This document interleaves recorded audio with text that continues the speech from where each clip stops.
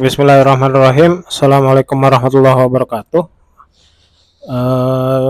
Selamat datang di channel ini, Onset Outset. Kali ini kita akan coba belajar bareng tentang makroekonomi. Jadi di dalam tutorial makroekonomi kali ini, buku yang saya jadikan acuan adalah bukunya Gregory Mankiw. Dan ada fasilitas slide paparan yang dibikin oleh Ron Kronovich yang bisa diakses di website gitu ya. Nah, kebetulan yang saya download ini yang 6 edition, saya kurang tahu tuh apakah ada yang lebih baru karena bukunya itu sampai sekarang kan udah sampai edisi ke-8 ya kalau nggak salah ya. Oke. Jadi pertama-tama terkait tutorial makroekonomi ini, di chapter pertama kita akan lakukan pengenalan, yaitu kita akan coba melihat isu-isu apa aja sih yang dibahas di dalam makroekonomi, kemudian tools apa saja yang digunakan untuk bisa menganalisis isu makroekonomi tersebut, dan kemudian kita juga akan coba merevisit atau mengunjungi kembali beberapa konsep tentang yang digunakan dalam makroekonomi analisis gitu ya. Nah, di dalam sebelum kita pertama-tama gitu ya, ketika kita mempelajari makroekonomi, kata kunci dari makroekonomi itu sebenarnya adalah keseluruhan, agregat atau total gitu ya. Jadi kalau kita berbicara tentang makroekonomi, kita akan berbicara tentang studi tentang perekonomian secara menyeluruh, termasuk pertumbuhan pendapatan, perubahan harga, dan tingkat pengangguran. Nah, para ekonom makro berusaha menjelaskan peristiwa-peristiwa ekonomi dan memikirkan kebijakan-kebijakan untuk meningkatkan kinerja ekonomi. Jadi kata kuncinya adalah agregat, ekonomi as a whole, atau ekonomi secara keseluruhan gitu ya. Nah, ini berbeda dengan konsep mikroekonomi yang mana dia mempelajari bagaimana rumah tangga dan perusahaan mengambil keputusan dan bagaimana para pengambil keputusan ini berinteraksi di pasar gitu. Jadi bagaimana household atau rumah tangga dan si perusahaan itu ketemu di pasar, di mana household itu nyari barang, sementara perusahaan itu memproduksi barang. Nah, kita coba lihat interaksinya itu seperti apa. Nah, itu makroekonomi. Sementara mikroekonomi, sorry. Kalau makroekonomi melihat interaksi konsumen dan produsen secara keseluruhan. Kalau di mikroekonomi kita melihat secara individu atau di dalam konteks yang lebih kecil, kalau di makroekonomi ini ada banyak pasar yang terbentuk. Nah, kita coba untuk melihat pola agregatnya itu seperti apa. Nah, makanya ada banyak juga hal yang akan dibicarakan di dalam makroekonomi. Misalnya bagaimana biaya itu terus naik gitu ya. Jadi kenapa harga-harga barang itu naik, kemudian kenapa ada pengangguran, dan kenapa ada anomali-anomali terjadi ketika ekonomi itu katanya bagus gitu ya. Jadi kalau paling enak tuh kan belajar ekonomi itu, kalau kata John Gruber dari MIT itu belajar ekonomi paling enak ya baca koran. Karena di sana ada berita-berita tentang ekonomi dari banyak aspek gitu ya. Nah, kita juga sering dengar apalagi dalam kondisi geopolitik dan lokal politik yang dinamis seperti sekarang gitu ya. Katanya ekonominya sedang maju, cuman kok pengangguran tinggi gitu. Nah, itu hal-hal yang sebenarnya menjadi mainan rutin atau pembahasan rutin di dalam perekonomian. Kemudian juga kita ngomongin tentang resesi. Kita masih ingat di tahun 2019 sampai 2002 kemarin kan kita ada COVID ya. Dampaknya ke perekonomian kita dan timbul tuh diskusi tentang kita masuk resesi. Cuma ada juga diskusi tentang kita udah masuk depresi. Nah, itu yang akan kita bahas di dalam makroekonomi. Kemudian juga ya, kita kan sering ngomongin tentang utang negara gitu ya. Utang negara kita ini udah sekitar berapa ribu triliun gitu. Jadi generasi anak cucu kita itu akan dibebani sekian juta dolar per anak gitu ya. Nah, itu sebenarnya hal-hal yang dibahas juga di dalam makroekonomi gitu. Kemudian juga ngomongin tentang defisit perdagangan, ekspor impor, kemudian juga nah yang terakhir ini juga terkait kemiskinan. Karena kemiskinan ini adalah puncak ya kalau di dalam sektor terutama di perekonomian, terutama di sektor publik itu. Pada akhirnya kan ketika kita melakukan diskusi, kritik terhadap pengambil kebijakan, itu kan ujung-ujungnya kita ngomongin ada sesuatu yang kurang optimal untuk mencapai kesejahteraan bersama gitu ya. Nah, salah satu indikator untuk bisa ngomongin tentang bagaimana kesejahteraan itu adalah indikator kemiskinan. Nah, di dalam perekonomian kadang kita juga ngomongin tentang kok negara kita pertumbuhannya bagus, di beberapa indikator misalnya orang pinternya banyak, cuman kemiskinannya tinggi gitu ya. Nah, itu juga yang akan dijadikan pembahasan di dalam analisis makroekonomi. Nah, oleh karena itu untuk membahasnya tentunya dibutuhkan berbagai alat untuk bisa melihat bagaimana isu-isu yang tadi kompleks ya kita bahas, ada ngomongin tentang utang, ngomongin tentang kemiskinan, ngomongin tentang perdagangan. Nah, untuk bisa membicarakan itu kita harus mulai dari mana? Pertanyaannya seperti itu tentunya. Nah, oleh karena itu di dalam ekonomi dikenal beberapa alat untuk bisa membaca hal-hal yang kompleks tadi menjadi seolah-olah simple. Nah, pertama-tama kita akan masuk dulu ke chart ini gitu ya. Jadi kita masih belum ngomongin teori, kita coba brainstorming dulu. Yang pertama kita mau lihat chart ini. Chart ini adalah chart GDP, Gross Domestic Product atau produk domestik bruto, di dalam bahasa Indonesianya PDB, per kapita, artinya total dari GDP dibagi jumlah penduduk di Amerika gitu ya. Terminologinya real, 2000 dolar, artinya harga konstan tahun 2000 dengan satuannya dolar. Gimana ini kondisinya nanti kita akan dibahas di chapter berikutnya. Yang jelas di chart ini menggambarkan kondisi PDB per kapita di Amerika. Itu dulu gitu ya. Nah, untuk membaca chart karena di awal saya coba pandu biar kita tidak terlalu kaget dengan chart seperti ini. Kita coba baca pelan-pelan. Dalam membaca chart, biasakan baca dulu aksisnya. Ya, aksisnya ada dua ya. Kalau dalam bahasa matematik, yang vertikal ini ordinat, yang horizontal ini aksis gitu ya. Ini ordinatnya itu US real GDP per kapita tentunya. Jadi ada skalanya tiap 10.000 gitu. 10, 20, 30, 40.000 per dolar per kapita gitu ya. Ordinatnya seperti itu. Aksisnya apa? Aksisnya tahun. Jadi ada tahun 1900, 1910 sampai tahun 2000. Jadi chart ini menggambarkan bagaimana perjalanan PDB per kapita antar tahun gitu. Nilainya berapa? Nilainya dalam skala yang sekitar 10, 20, 30 sampai 40.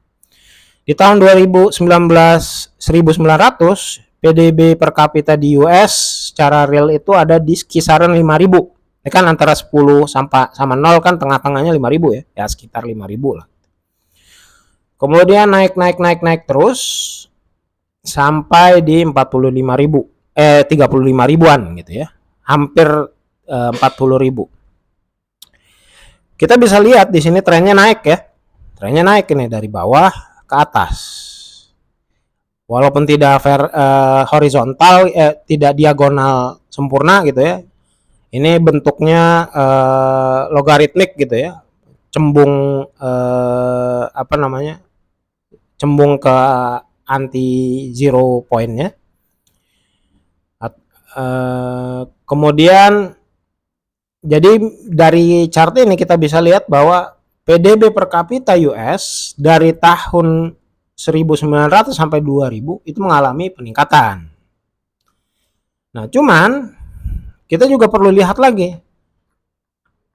Meski ada peningkatan, di tengah-tengahnya itu ada gradasinya gitu. Ada apa namanya? Ada volatilitas lah gitu. Ada naik turunnya. Ini ada naik, ada turun kecil, naik kecil, turun kecil. Naik kecil, turun kecil, ada turun yang dalam, ada naik yang tinggi, ya, turun dalam, kemudian naik lagi, turun lagi, naik lagi. Nah gini. Nah ini lantas bagaimana kita membacanya? Bacanya gini. Di dalam jangka panjang trennya naik. Cuman di dalam jangka pendek, oh rupanya GDP per kapita ini dipengaruhi oleh beberapa momen. Contoh, ketika tahun 1930-an terjadi Great Depression. Jadi waktu itu ada apa namanya? Satu fenomena di mana ekonominya itu jatuh. Karena apa namanya? Harga-harga saham saat itu jatuh gitu ya. Akibatnya pendapatan secara nasional itu jatuh juga gitu ya. Pengangguran banyak dan sebagainya. Sehingga orang pendapatan masyarakat itu menurun karena pengangguran banyak ya. Perusahaan-perusahaan banyak yang gulung tikar. Terus akibatnya adalah orang jadi banyak gak kerja. Karena gak kerja gak bisa belanja dong kan. Akhirnya ketika dikumpulin di satu survei, oh rupanya belanjanya turun. Belanjanya jadi sekitar dari hampir 7.500-an gitu ya. Menjadi balik lagi ke 5.000 gitu. Berarti kurang ya. Seperti itu. Nah, kemudian kita lihat lagi momen berikutnya. Pada saat 1940-an sampai 1950-an terjadi peningkatan PDB yang cukup signifikan gitu ya. Dari sekitar 7.500-an naik ke atas secara dramatis gitu ya. Ke angka hampir 12 ribuan dolar per kapita gitu. Kenapa itu terjadi? Karena terjadinya Perang Dunia Kedua. Bapak Ibu kalau perang itu kan butuh senjata ya, butuh produksi pistol, butuh produksi apa lagi? Butuh produksi peluru gitu ya. Kan nggak mungkin itu muncul sendiri gitu ya. Itu dibikin. Kalau udah dibikin dibeli. Dibeli artinya pakai duit. Kemudian artinya banyak orang yang bekerja, banyak orang yang belanja. Akibatnya ekonomi bergerak gitu. Nah, ini bisa ditunjukkan dari karena ekonomi bergerak, banyak orang yang kerja, banyak orang yang belanja, pendapatannya menjadi meningkat. Kemudian ekonomi berjalan lagi, terjadi first oil price shock gitu dan second oil price shock. Ini terjadi karena saat itu negara-negara OPEC, negara-negara Arab bikin kartel namanya OPEC gitu ya. Menyetop produksi minyak gitu. Mereka menuntut harganya mau dinaikin gitu ya. Akibatnya Mobil yang biasa dipakai buat narik angkot, narik membawa bahan makanan, membawa logistik, stop. Kenapa? Bensinnya mahal. Akibatnya karena stop, ekonomi jadi macet. Banyak yang nganggur lagi dan sebagainya. Nah, akibatnya belanjanya jadi kurang lagi gitu. Juga tahun 2001 ada apa namanya serangan teroris di WTC. Gedung hancur, isinya kantor, orang jadi nganggur gitu kan. Nggak ada tempat bekerja lagi gitu kan. Karena gedungnya hancur gitu kan. Akibatnya belanja dihitung-hitung jadi berkurang karena orang pada nggak kerja kan. Akhirnya ekonomi melandai. Nah, di sini saya perlu jelaskan lagi, GDP itu artinya adalah pendapatan, bisa diartikan sebagai pendapatan secara agregat deh gitu ya. Jadi Bapak Ibu melakukan survei misalnya di Indonesia gitu, dikumpulin semua orang yang kerja, mulai dari tukang beca sampai direktur perusahaan sawit misalnya gitu ya. Dikumpulin, diagregasiin, rata-rata pendapatannya berapa. Nah, itu dicerminkan oleh GDP. Nah, GDP ini per kapita dirata-ratain gitu. Jadi GDP per kapita itu bisa menunjukkan kondisi-kondisi yang seperti yang kita sebutkan barusan. Kalau ada shock apa namanya, nanti kelihatan tuh. Kalau misalnya ada ekonominya turun, apakah ada perang, apakah minyaknya naik, apakah ada serangan teroris dan sebagainya, itu bisa kelihatan. Tentunya kelihatan karena di dalam pendapatan itu bisa mencerminkan kondisi-kondisi baiknya perputaran ekonomi atau enggak. Nah, hal-hal yang seperti ini yang nantinya akan kita bahas di dalam analisis makroekonomi.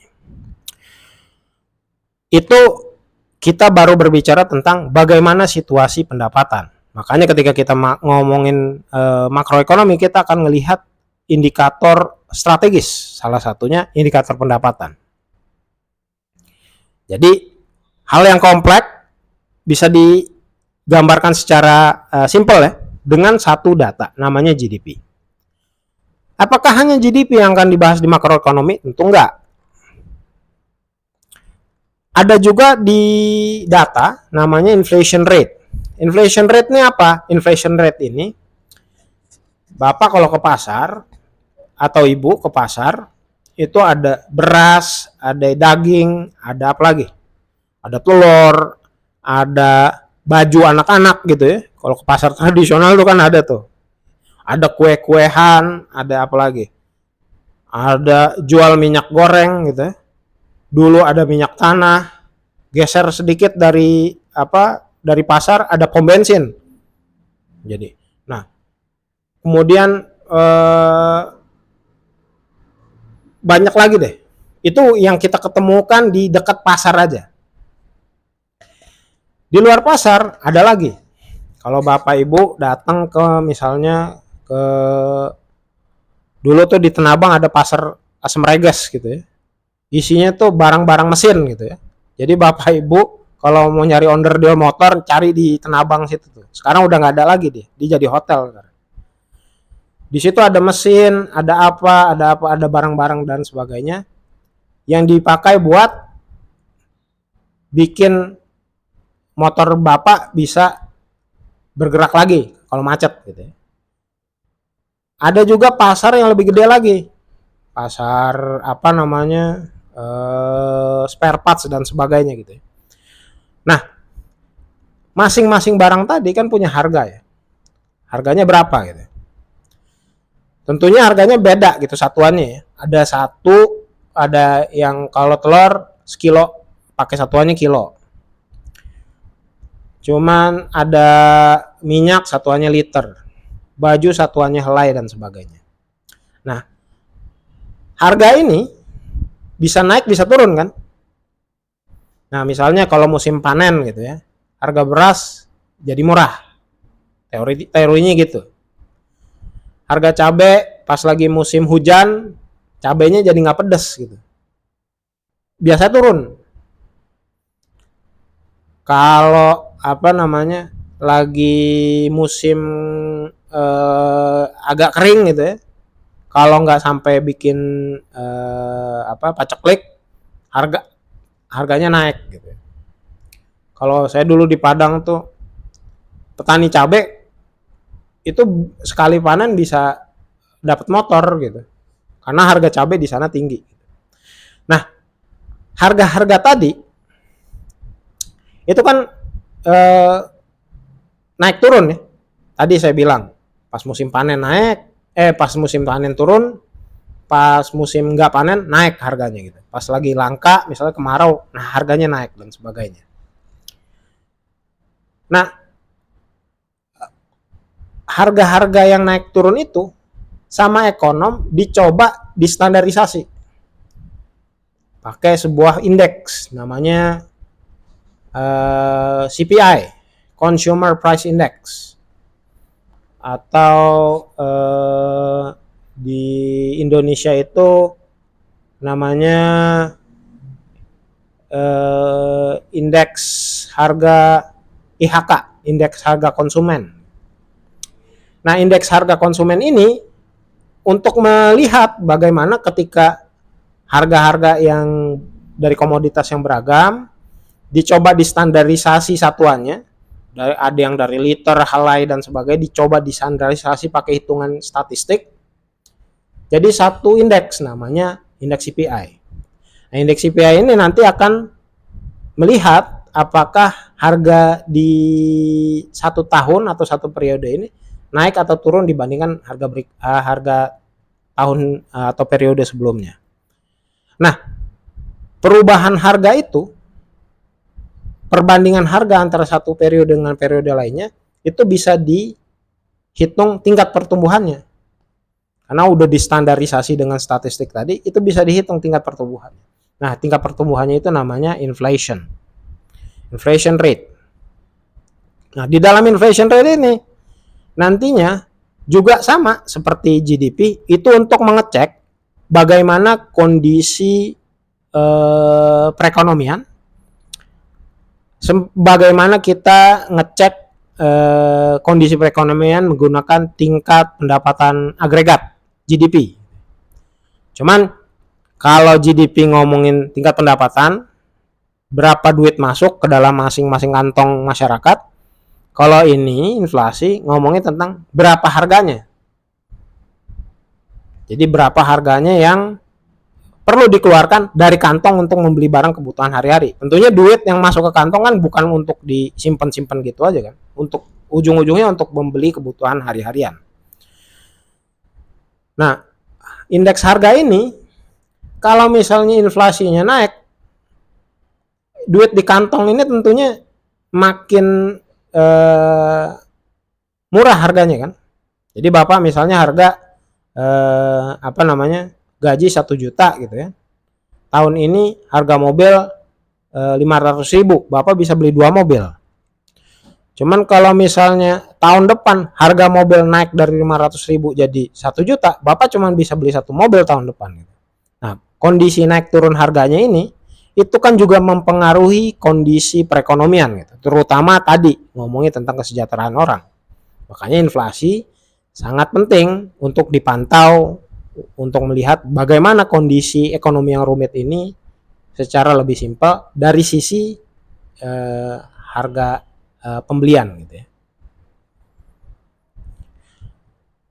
Nah, juga yang salah satu yang penting adalah data tentang ketenaga kerjaan. Data ketenaga kerjaan ini penting karena dia menggambarkan sejauh mana lapangan kerja yang terbuka di dalam suatu wilayah. Tadi kita udah ngomongin GDP tentang pemasukan, kita ngomongin harga. Duit masuk karena apa? Karena kita kerja kan. Kalau kerjaannya nggak ada, duit nggak masuk, Pak. Nah, kita nggak kerja karena beberapa faktor kan. Salah satu yang utama adalah kesempatan kita buat kerja itu ada atau enggak. Makin sempit lapangan kerja yang tersedia, makin susah kita untuk belanja jadinya Pak. Karena makin sempit lapangan kerja yang tersedia, makin dikit uang yang masuk, ya potensi uang yang masuk ke kantong kita, makin susah kita nantinya akan untuk belanja gitu. Nah, di dalam perekonomian, tingkat pengangguran itu juga jadi indikator untuk melihat kondisi ekonomi yang rumit tadi. Dari sisi apa? Dari sisi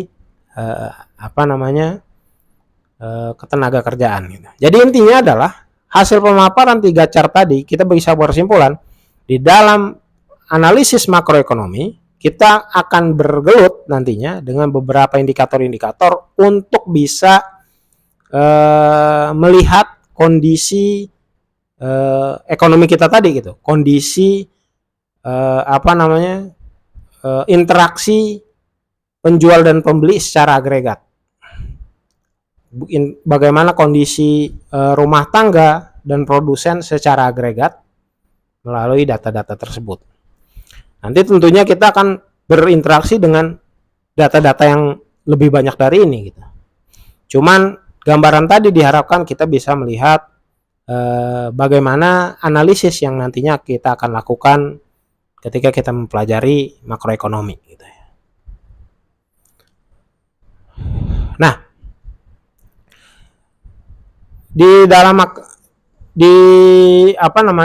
selanjutnya mengapa kita mempelajari ekonomi? Ini sedikit pengulangan. Karena di dalam makroekonomi ini banyak mempengaruhi aspek-aspek kesejahteraan di dalam masyarakat. Dari mana taunya? Dari penelitian kita. Sebagai contoh di sini, ada satu penelitian di Amerika yang mengatakan bahwa tingkat pengangguran itu berpengaruh terhadap peningkatan 920 angka bunuh diri, 650 pembunuhan.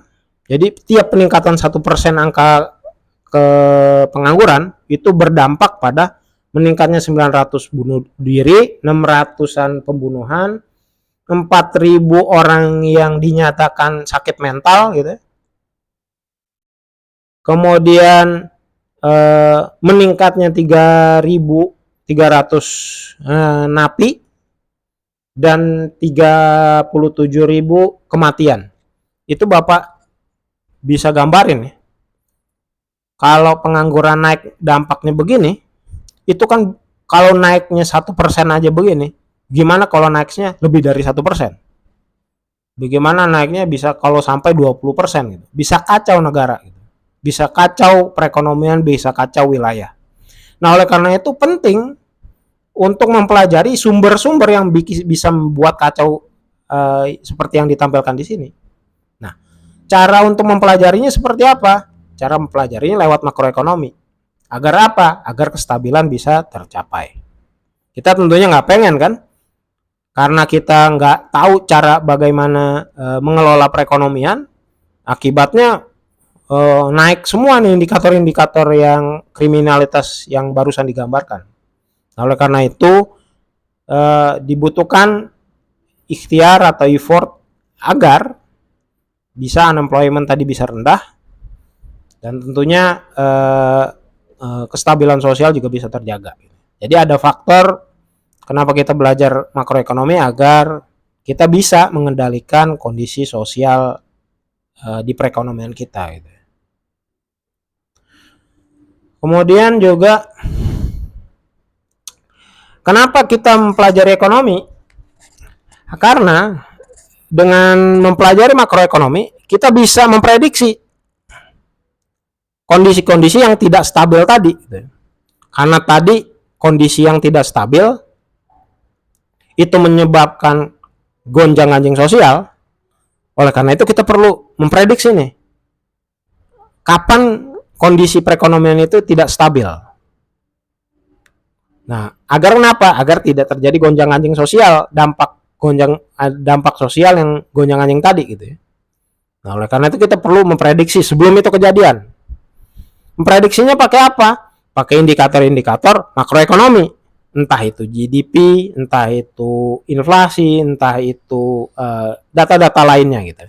Yang dianggap strategis. Data-data yang strategis apa? Ya kita perlu belajar makroekonomi dulu gitu. Agar kita bisa punya insting menebak data-data yang strategis tadi. Cara nebaknya seperti apa? Cara nebaknya pakai hitung-hitungan makroekonomi. Gitu. Namanya econometric. Gitu. Nah, diharapkan nantinya ketika kita bisa nebak, bisa diantisipasi dan sebagainya, minimal kejadian-kejadian yang tidak diinginkan itu tidak sampai kejadian. Gitu. Nah, tentunya diskusi tentang kejadian-kejadian ini nanti akan panjang lagi. Cuman kita coba untuk mempelajari hal-hal yang teoritis atau di bawah kendali kita dulu gitu ya. Sebelum kita membicarakan hal-hal yang kompleks gitu ya. Kemudian nah, satu lagi yang menarik adalah terutama makroekonomi ini berguna bagi orang-orang yang bergelut di dunia pengambilan kebijakan, public policy atau dunia politik gitu ya. Nah, di dalam paparan ini si Ron Kronovich ini gambarin bagaimana hubungan antara unemployment rate, angka pengangguran, tingkat inflasi, dan keterpilihan calon presiden. Jadi kalau bisa dilihat di sini ada beberapa hal yang menarik misalnya gitu ya. Ketika angka misalnya di dalam periodenya Reagan gitu ya. Ketika angka penginflasinya itu 13% ketika dia masuk ke dalam ke pemerintahan gitu ya. Itu angka inflasinya 13% tinggi, di atas 2 digit gitu ya. Cuman karena ketika dia bisa mengendalikan angka inflasi yang tinggi ini menjadi 3-4%, dia diganjar jadi 2 pemerintahan. Rakyat percaya artinya. Karena tentunya ketika situasi ekonomi yang gonjang-ganjing atau stabil, itu kan rakyat biasanya nyari orang yang bisa disalahin. Kalau kondisinya itu dalam skala seluas, biasanya yang disalahin pemerintahnya. Berarti pemerintahnya nggak becus ngurusin negara gitu. Cuman kalau pemerintahnya becus ngurusin negara seperti ini misalnya gitu, dari indikator inflasi aja ya. Dari 13% turun jadi 4%. Rakyat akan menilai, oh ini orang bagus, kita pilih lagi besok. Gitu. Atau di masa Clinton gitu ya. Unemployment rate-nya turun. Dari 7,5% jadi 5. Jadi ketika dia masuk ke dalam pemerintahan, tingkat penganggurannya itu sampai 7,5%, banyak gitu. Jadi dari 100 orang ada sekitar 7 sampai 8 orang yang nganggur. Nah, di akhir pemerintahannya jadi tinggal 5,4%. Jadi 100 orang jadi hanya sekitar 5 sampai 6 orang gitu aja yang nganggur gitu. Ini berarti pemerintahannya cukup bagus gitu ya. Ditambah lagi inflasinya rendah, stabil. 3 ya naik dikit lah nggak apa-apa gitu. Nah, rakyatnya pada saat itu bilang, oh, oke juga nih Clinton. Untuk kita pilih lagi 2 kali gitu. Meskipun faktor-faktor ini tidak seluruhnya sifatnya pasti gitu ya, atau identity gitu. Karena kenapa? Ingat, ketika kita belajar makroekonomi, yang kita pelajari adalah fenomena sosial ekonomi. Fenomena yang tidak pasti gitu. Kondisi sosial.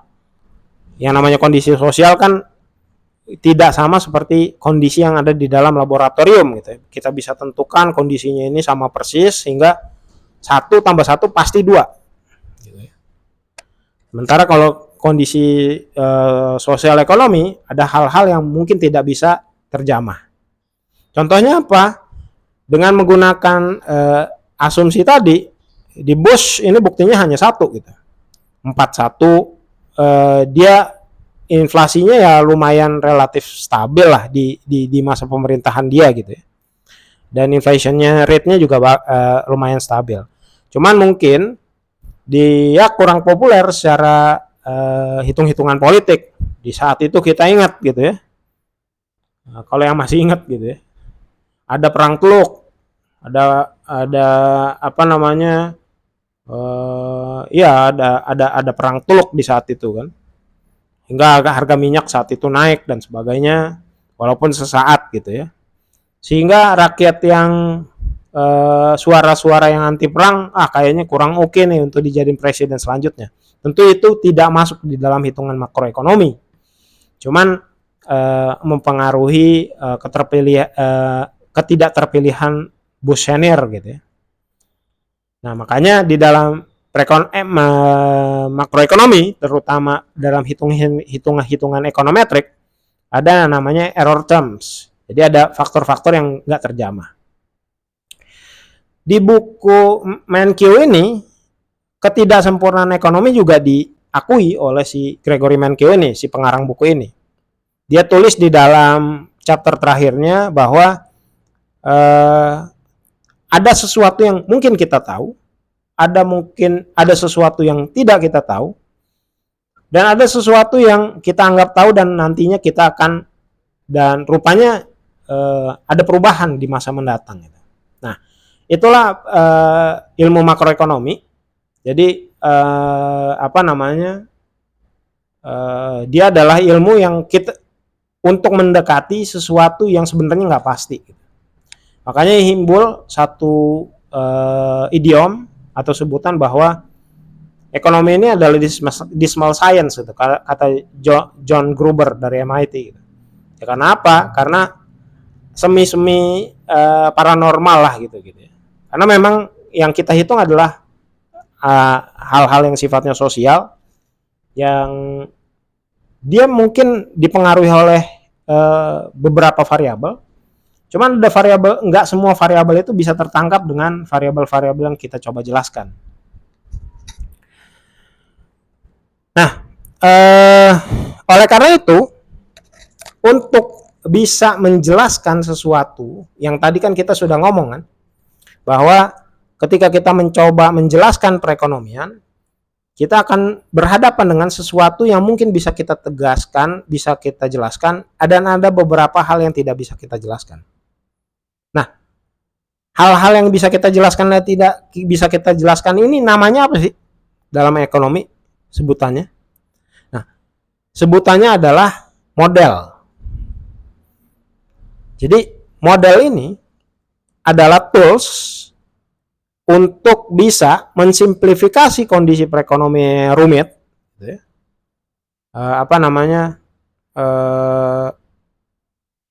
Di dalam perekonomian gitu ya, menjadi hal-hal yang simple. Modelnya ada banyak. Dan biasanya di dalam perekonomian itu digambarkan secara matematis.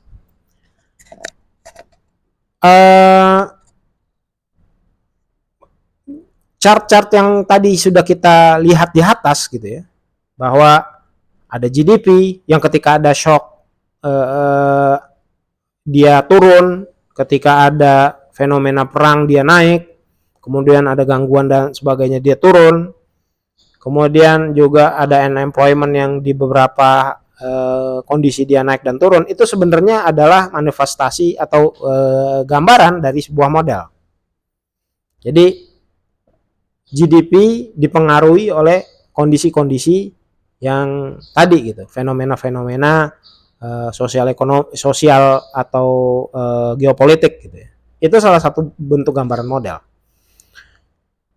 Jadi tujuannya apa? Tujuannya agar hal-hal yang rumit bisa kita gambarkan secara lebih simpel, lebih nyata gitu. Kita kalau sebagai sering dengar gitu ya di sosial media, di berita, kondisi hidup kita itu makin lama kayaknya makin susah ya. gitu. Ada misalnya kita ngobrol di dalam satu ngobrol sama teman gitu, hidup nih makin susah, kan kita sering dengar gitu ya, entah itu orang diwawancara, entah itu orang nulis di medsos gitu, hidup nih makin kesini makin susah, harga-harga apa-apa mahal gitu kan, harga. Nah itu keluhan orang yang sebenarnya perlu untuk bisa atau perlu untuk digambarkan. Cuman masalahnya untuk menggambarkan hal itu kan susah gitu. Kondisi susah tuh gambarannya apa sih? Kondisi susah tentunya harus kita gambarin. Nih, berdasar gambarannya adalah kondisi susah itu GDP-nya turun, GDP-nya inflasinya naik dan sebagainya dan sebagainya. Nah, tentunya itu kan agar sistematis kita bisa membahasnya, kita butuh untuk nulisnya itu juga secara teratur. Nulis membuat mensimplifikasi gambaran rumitnya hidup dan sebagainya itu disebut kalau di ekonomi itu sebagai ekonomi model gitu. Jadi upaya untuk mensimplifikasi kondisi realitas yang kompleks gitu. Nah, model itu juga di dalam perekonomian digunakan untuk bisa melihat keterhubungan antara satu variabel dengan variabel lain. Diharapkan dengan kita bisa menuliskan itu secara lebih jelas, secara lebih teratur gitu, nanti kita bisa mendeteksi apa sih yang menjadi permasalahan di dalam perekonomian gitu. Tujuannya lagi-lagi agar nantinya kita bisa mencari jalan keluar. Karena ketika kita tidak bisa menuliskan itu secara teratur, secara sistematis, kita juga susah gitu untuk hidup ini susah. Cuman apa yang bisa kita lakukan untuk agar kita keluar dari kesusahan ini? Tentunya kalau kita hanya ngobrol-ngobrol begitu aja kan susah kita untuk cari jalan keluar kan. Kita harus bisa menangkap hal-hal apa aja yang menjadi sumber permasalahan kita itu sendiri gitu. Nah, tujuan dari economic model adalah kita bisa menulis itu secara sistematis dan nantinya diharapkan kita bisa mengadres atau memberikan jalan keluar yang untuk mengatasi permasalahan tersebut. Nah, tentunya membuat model ekonomi bukan perkara mudah. Karena tadi masalah yang terjadi itu kompleks pada dasarnya. Oleh karena itu dibutuhkan untuk upaya kita bisa mensimplifikasi secara sistematis. Nah, untuk mensimplifikasi secara sistematis dibutuhkan beberapa aturan agar kita bisa dapat model yang bagus. Nah, misalnya kita lagi ngomongin tentang model permintaan dan penawaran mobil. Tentunya ketika kita ngomongin permintaan dan penawaran mobil, kenapa seseorang itu beli dan kenapa orang itu memproduksi mobil, itu faktornya banyak. Ya kan? Cuman yang paling jelas terkasat mata adalah dalam hal ini harga dan kuantitas mobilnya. Untuk bisa menggambarkan bagaimana tingkat permintaan dan penawaran mobil gitu. Jadi kalau di pembeli itu kan tentunya punya karakter makin murah mobil itu, makin besar kemungkinan dia beli mobil itu. Dan makin mahal mobil itu, makin malas dibeli mobilnya. Sebaliknya, bagi produsen, makin mahal mobil, makin pengen dia jual itu mobil. Cuma sementara makin murah, dia malas beli jual mobilnya. Contoh, kalau Bapak Ibu lihat di musim panen, di TV kan sering digambarin tuh, petani semangka misalnya gitu ya, buang atau petani tomat gitu, membuang hasil panennya atau membiarkan hasil panennya itu nggak dipetik karena harga turun gitu. Karena apa? Bagi dia ngejualnya itu percuma gitu, bahkan jadi cenderung rugi kalau harganya jatuh. Karena belum lagi tomatnya itu dijual ke pasar, ada biaya pengangkutan dan sebagainya, akibatnya justru jadi rugi gitu. Makanya dia malas untuk ngejual itu hasil pasarnya ketika hasil taninya ketika harganya rendah gitu. Nah, oleh karena itu menunjukkan bagaimana karakter dari penjual. Jadi kalau penjual itu makin dia harganya rendah, dia makin sedikit jumlah yang akan dia jual. Sementara kalau harganya tinggi, dia makin semangat, makin banyak yang akan kita jual. Nah, tentunya kedua hal ini nggak serta merta terjadi secara linear seperti tadi. Secara pasti bahwa ketika harganya naik, makin banyak yang akan dijual, harganya turun makin dikit yang akan dijual, atau ketika harga naik makin banyak yang akan makin dikit yang akan dibeli, atau ketika harga turun makin banyak yang akan dibeli. Itu nggak selalu begitu. Nah, oleh karena itu ada faktor-faktor lain yang mempengaruhi di luar itu. Entah itu apakah ada pekerjaannya, entah itu apakah ada insentif dari pemerintah gitu kan. Kan ada, kalau di Indonesia tuh kalau dalam pasar beras itu ada namanya bulog. Harga turun akan dibeli sama si bulog. Tetap dijual akhirnya gitu. Jadi nggak hanya itu aja gitu. Cuman gambaran umum dari penjualan dan pembelian itu seperti yang kita bilang tadi gitu ya. Termasuk juga dalam pembelian di pasar, penjualan dan pembelian, permintaan dan penawaran mobil. Nah, oleh karena itu untuk memastikan ide tentang karakter penjual dan pembeli yang seperti kita sebutkan tadi di atas itu sesuai dengan apa yang kita mau, kita perlu batasi bahwa kita perlu memastikan atau kita butuh untuk bisa mengkonten, memastikan bahwa asumsi tadi benar. Perilaku penjual dan pembeli itu sesuai seperti yang kita inginkan.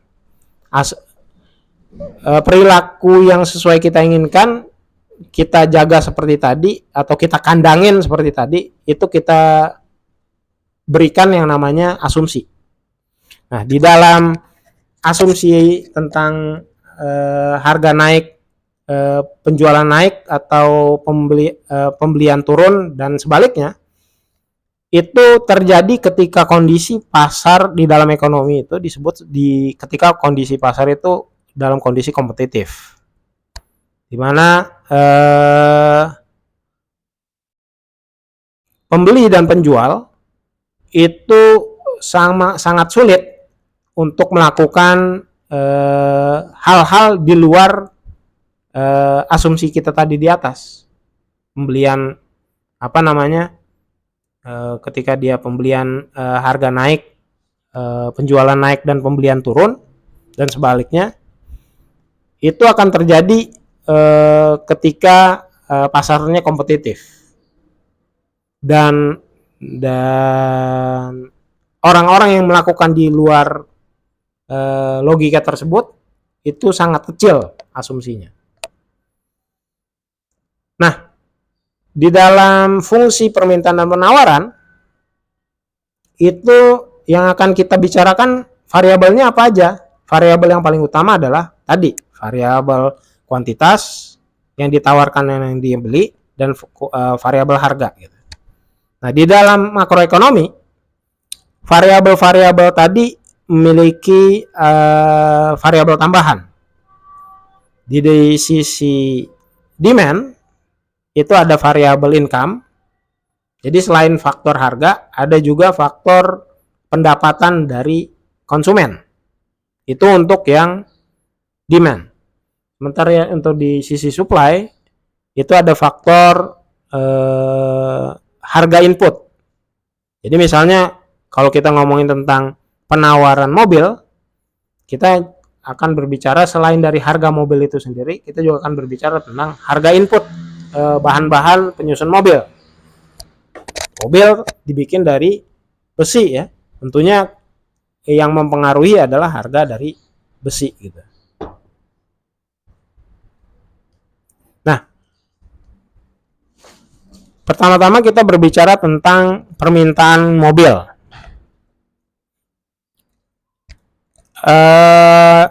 Di dalam permintaan mobil, fungsinya itu kita gambarkan secara matematis sebagai berikut. QD sama dengan D fungsi dari P dan Y gitu. P itu harga dari mobil itu sendiri dan Y harga dari income. Income dari individu gitu ya. Nah, ini tentunya lebih simple ya kita gambarkan dibandingkan kita nulis secara panjang gitu. Bahwa kita nulis dalam kalimat gitu. Kuantitas mobil dipengaruhi oleh harga, kuantitas yang diminta oleh konsumen dipengaruhi oleh harga, dan agregat income. Cuman kalau kita bisa menulis seperti ini tentunya jadi lebih simpel.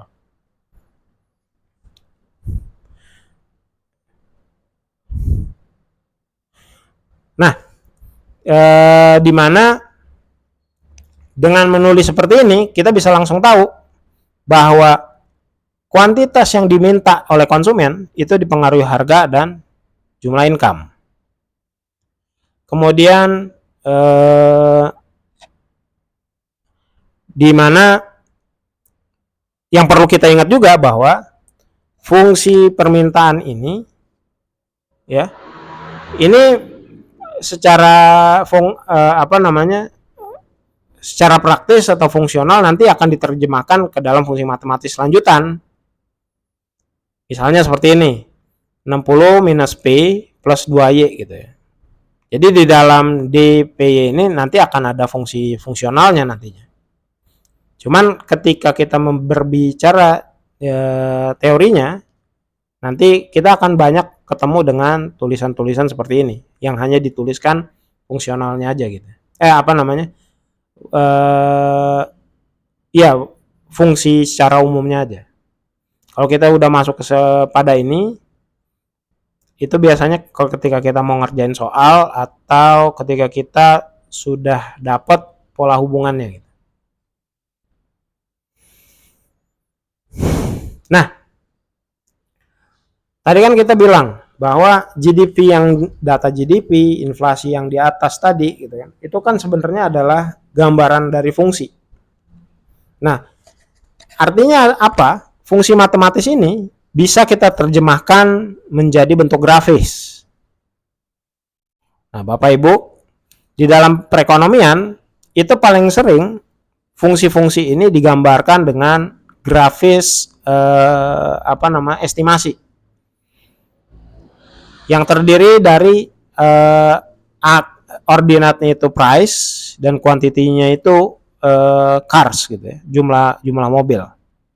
Ini agak sedikit berbeda dengan grafik matematika secara umum yang biasanya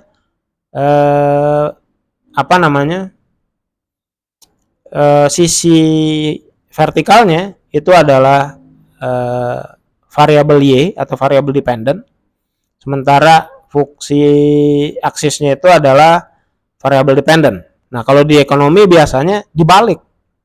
Justru yang vertikal itu variabel yang independent, yang horizontal itu adalah yang dependentnya.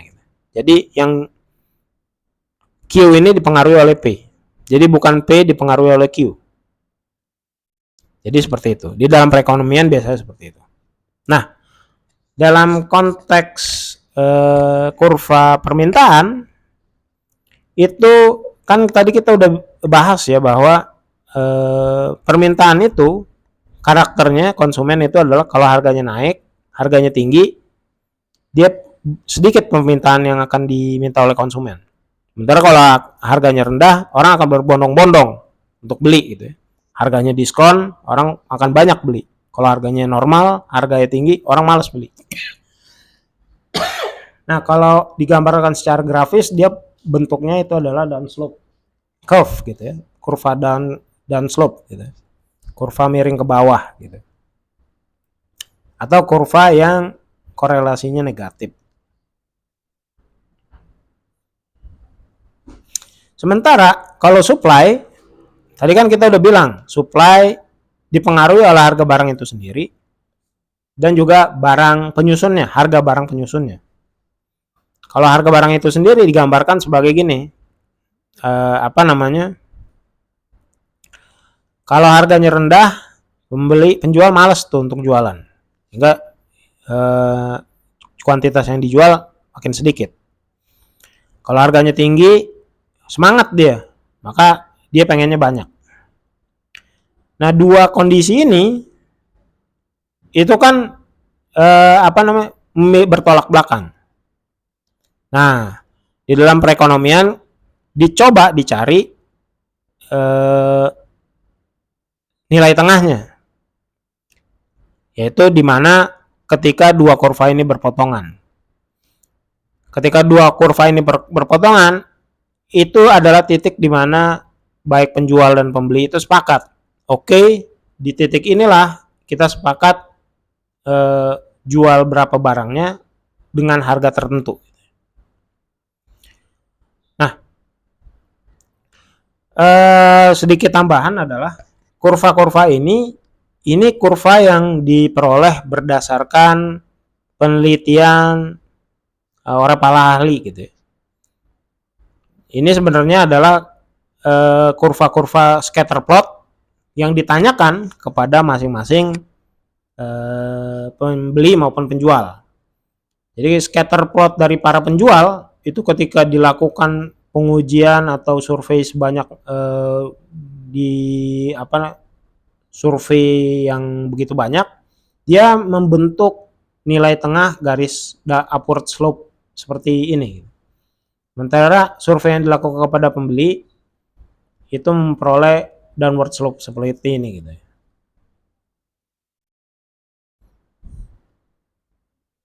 Nah, di kurva supply dan demand ini memiliki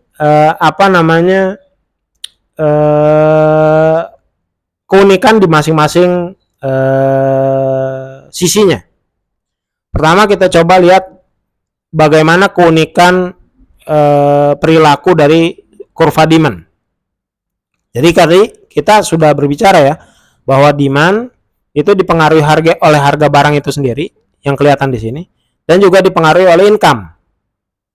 Income nggak kelihatan di dalam kurva ini, cuman dia akan kelihatan ketika kurvanya ini geser. Jadi ketika income atau pendapatan masyarakat naik dari 1 juta jadi 2 juta, belanjanya naik gak? Belanjanya naik. Dia akan meminta meminta barang lebih banyak gitu. Tadinya gajinya 1 juta cuman sanggup beli Q1 gitu. Akhirnya ketika gajinya naik, dia akan bergeser ke kanan. Jadi misalnya ke titik Q, ada Q star di sini. Cuman tentunya ketika dia bergeser pendapatannya, kurva equilibriumnya, kondisi equilibriumnya juga akan makin meningkat. Ngikutin siapa? Ngikutin kesepakatan oleh si suppliernya. Ketika dia bergeser ke atas, tentunya equilibrium jumlah barangnya akan bergeser ke Q2, nggak bergeser ke kanan seperti ini. Dia akan bernegosiasi dengan si suppliernya sehingga ketemu di Q2 dengan harga yang sekitar segini di P2. Karena yang tahu ketika gajinya naik kan yang tahu bukan konsumennya doang, suppliernya juga tahu, oh nih gaji masyarakat lagi naik ya, kita naikin juga nih harganya dikit gitu. Makanya Q-nya meningkat dari Q1 jadi Q2 dan dengan P1 jadi P2 gitu. Nah begitu juga ketika kalau di sisi supply, ketika harga-harga barang inputnya meningkat, itu nggak dilihatin di dalam kurvanya, kurva utamanya. Dia tetap akan upward slope seperti ini. Tetapi dia akan terlihat dari pergeseran kurva tersebut. Kurvanya dari Q1 bergeser ke kiri. Dari S1 bergeser ke S2. Si suppliernya dia pengen jual dari Q1 ke sini dong dengan harga yang sama gitu. Biar gue lebih untung gitu. Gue mau jual segini aja deh. Cuman di sini nggak ada yang mau beli. Karena konsumennya ngotot. Gue mau sesuai dengan kemampuan gue aja yang di awal gitu. Di kurva demand awalnya gitu. Nah, setelah negosiasi akhirnya dia berpotongan dan memperoleh titik equilibrium yang baru di Q2 dengan harga yang meningkat, cuman meningkatnya nggak terbatas gitu. Dengan peningkatan yang terbatas. Nah, dari pemaparan dua fungsi tadi kita bisa tahu bahwa di dalam model ekonomi kita akan ketemu yang namanya variabel-variabel yang dipengaruhi dan variabel-variabel yang mempengaruhi. Ini kan kalau dalam kurva supply ini yang mempengaruhi apa? Harga barang itu sendiri dan harga barang input. Gitu. Kalau yang di kurva demand yang dipengaruhi adalah jumlah barang yang diminta, yang mempengaruhi adalah harga barang itu sendiri dan income. Nah, ini namanya apa dan ini namanya apa? Di dalam perekonomian, yang mempengaruhi itu namanya variabel exogenous. Yang dipengaruhi namanya endogenous. Jadi endogenous variabel yang tidak berdiri sendiri gitu ya. Sementara exogenous variabel yang berdiri sendiri. Di dalam pembahasan kita di chapter selanjutnya, fungsi ini kadang-kadang fungsi exogenous ini kadang-kadang juga sisi yang sebelah kanan ini kadang-kadang juga diisi oleh variabel-variabel endogenous. Contoh, variabel income ini kadang-kadang nggak hanya dipengaruhi oleh jumlah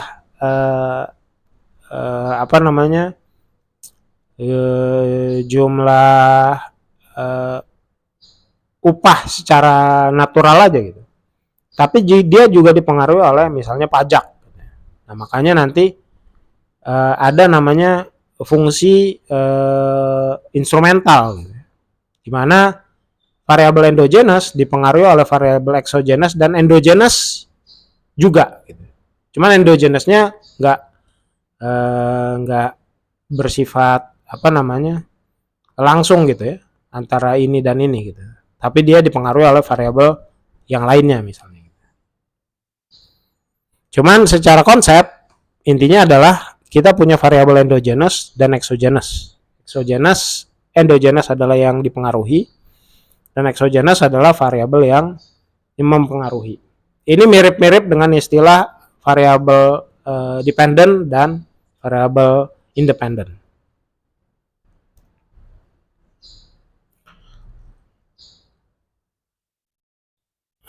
Nah,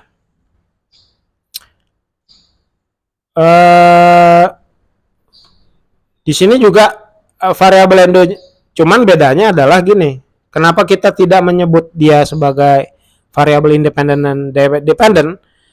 Karena tadi di dalam fungsi tadi kayak contohnya gini ya, yang P gitu ya. P ini kan juga dipengaruhi oleh faktor-faktor lain gitu ya. Oleh faktor barang penyusunnya dan sebagainya gitu ya. Nah, oleh karena itu P ini disebut sebagai enggak pure sebagai variabel exogenous gitu ya. Jadi enggak apple to apple kalau kita bilang dia adalah variabel independent gitu. Karena dia juga dipengaruhi oleh variabel-variabel yang lain.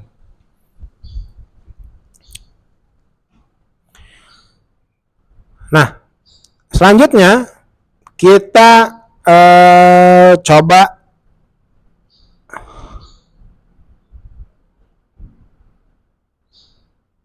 ada beberapa hal yang juga perlu kita perhatikan di dalam analisis makroekonomi adalah tentang asumsi market clearing gitu ya.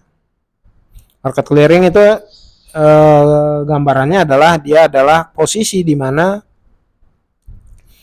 supply dan demand itu berpotongan.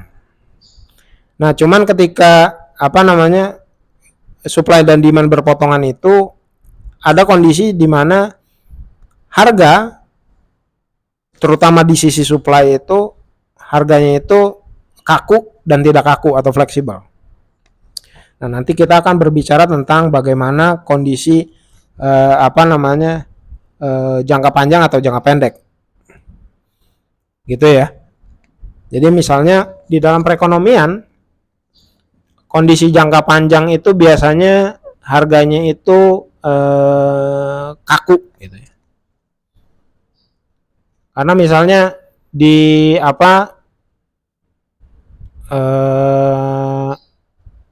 di dalam contoh ini majalah itu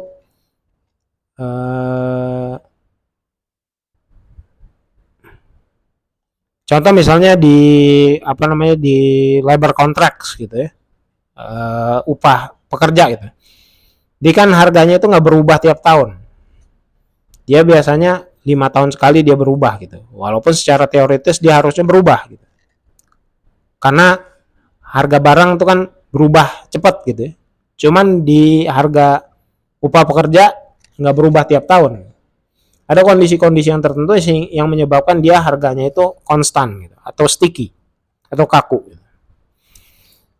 Ada beberapa faktor yang menyebabkan dia harganya kaku, salah satunya tadi kondisi kontrak dari para pekerja, atau seperti dalam kasus majalah, dia harganya itu kan nggak mungkin dia berubah tiap tahun gitu.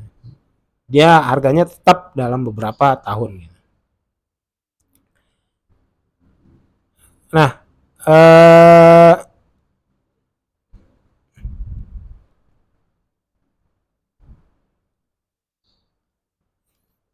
sementara di dalam jangka panjang itu harga cenderung untuk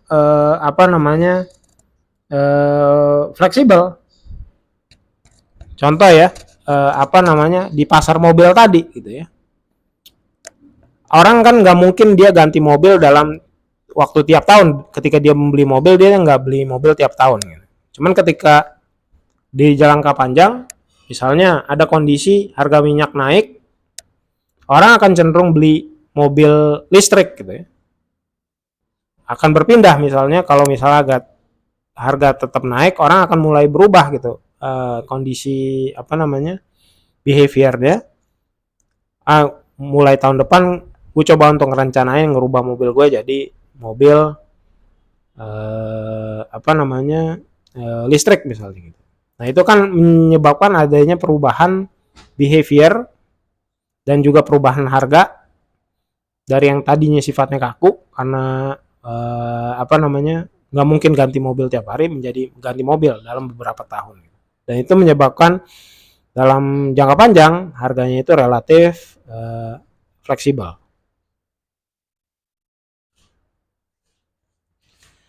Nah, itu sedikit gambaran yang bisa kita ungkapkan terkait apa yang akan kita pelajari di dalam makroekonomi.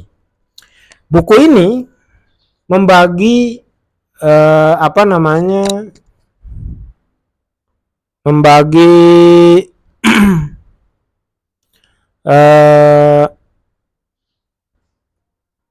chapternya menjadi beberapa bagian. Di chapter pertama dan kedua kita akan mempelajari tentang pengenalan. Jadi kita di chapter pertama itu tadi kita coba untuk brainstorming apa itu makroekonomi dan juga akan kita lihat outline-nya seperti apa. Di chapter 2 nanti kita masih pengenalan juga mengenai sumber-sumber data. Jadi kita akan bahas lebih dalam data-data apa aja yang akan kita gunakan. Tadi kan kita udah sedikit bahas, ada GDP, unemployment, ada inflation dan sebagainya. Nanti kita akan lebih memperdalam data-data apa aja yang akan kita gunakan ketika analisis makroekonomi. Kemudian buku ini akan membahas juga beberapa teori-teori pertumbuhan ekonomi berdasarkan tingkat jangka pendek, jangka panjangnya. Jadi di chapter 3 sampai 6 itu kita akan membicarakan perekonomian dalam jangka panjang. Di chapter 3 7 sampai 8 kita akan berbicara ekonomi dalam jangka yang sangat panjang. Jadi yang 36 jangka panjang, 78 sangat panjang. Yang di chapter 9 sampai 13 jangka pendek. Jadi panjang, sangat panjang, dan pendek. Bedanya apa? Bedanya gini. Kalau yang chapter 3 sampai 6 nanti kita akan melihat pertumbuhan ekonomi itu berdasarkan classical theory.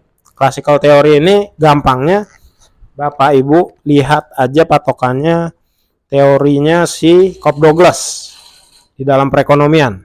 Cobb Douglas itu apa? Bahwa pertumbuhan perekonomian itu dipengaruhi oleh 3 hal.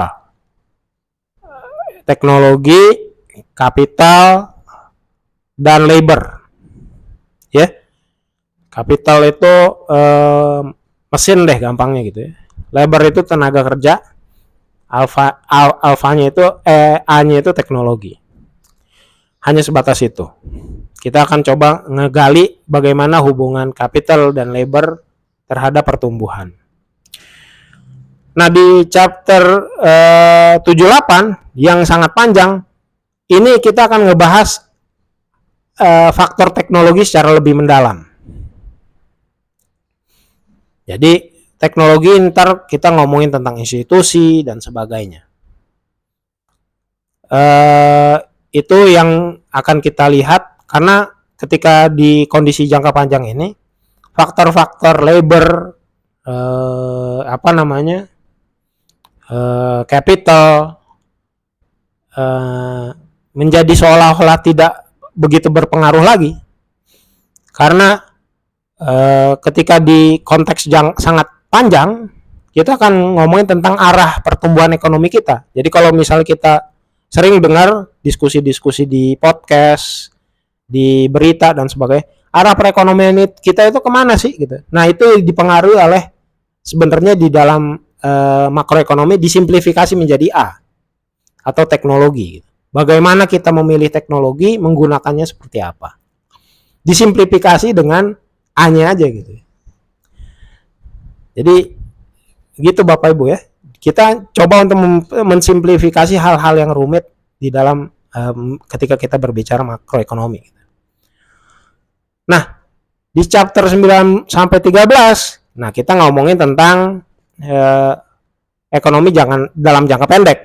Di sini nanti kita akan berbicara tentang pasar uang dan pasar barang. Kita ngomongin banyak teori tentang Keynesian cross, kemudian agregat supply dan agregat demand. Gambarannya gini, Bapak Ibu, kalau kita sekarang kan ini lagi rame nih ya, ada Pak Menteri Purbaya baru diangkat.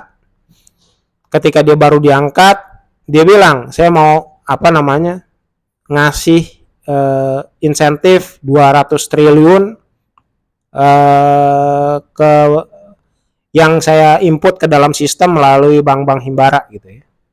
Itu artinya adalah dia sedang menjalankan kebijakan-kebijakan jangka pendek. Agar apa? Tujuannya untuk bisa menggenjot perekonomian, biar perekonomiannya bisa lebih bergerak dan sebagainya. Nah, itu yang akan kita bahas di chapter 9 sampai 13 gitu. Cuman Bapak Ibu bilang juga sering dengar juga di podcast mungkin. Kenapa sih ekonomi kita itu nggak maju-maju sih dari dulu gitu ya? Kenapa kita pabrik kita banyak yang tutup? gitu ya. Kenapa apa namanya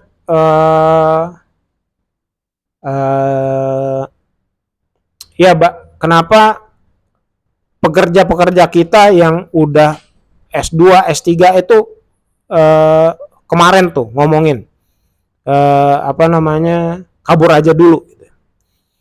Karena apa? Karena lapangan kerjanya nggak ada untuk orang-orang yang seperti itu. Karena pabrik-pabrik kita nggak ada gitu. Akibatnya apa? Bisnis kita, ekonomi kita selalu berputar ya, kalau nggak jadi pinjol gitu ya, leasing dan sebagainya. Karena itu yang cepat memutarkan uang. Kenapa pabrik kita jalan? Karena institusi kita mungkin tidak bagus. Nah, institusi itu yang kita bicarakan di chapter 78. Nah, tengah-tengahnya kita ngomongin di chapter 3 sampai 6. Jadi gampangnya gitu ya.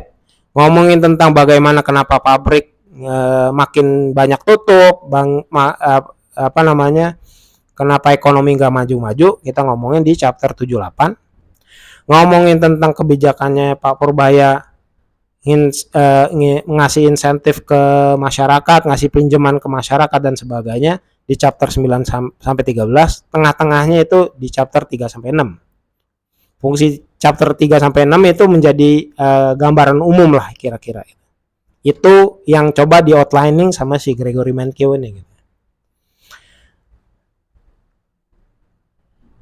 Nah, kemudian di chapter 14 kita dan 15 kita akan ngomongin tentang beberapa diskusi yang teranyar terkait business cycle dan utang pemerintah.